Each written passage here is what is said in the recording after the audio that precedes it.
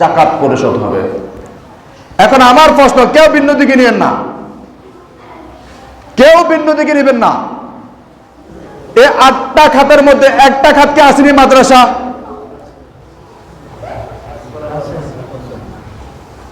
কথা কন, কই মাদ্রাসা আছে?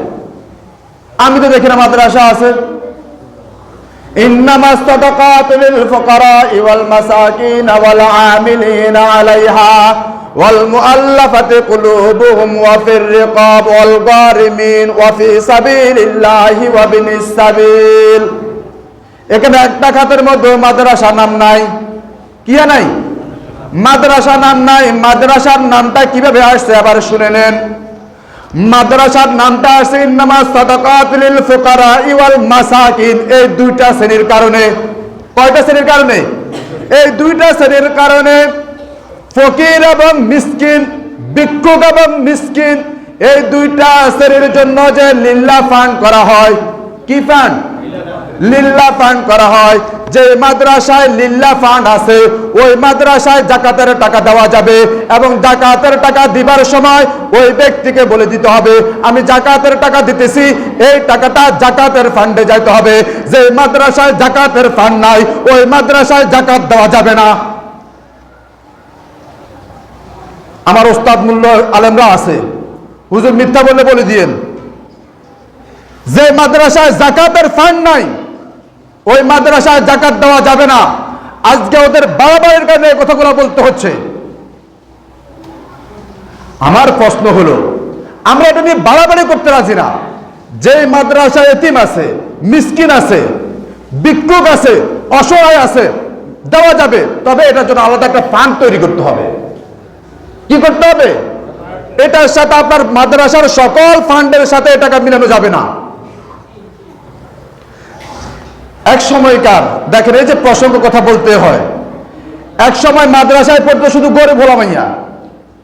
কি ভাই ভুল বলতেছি?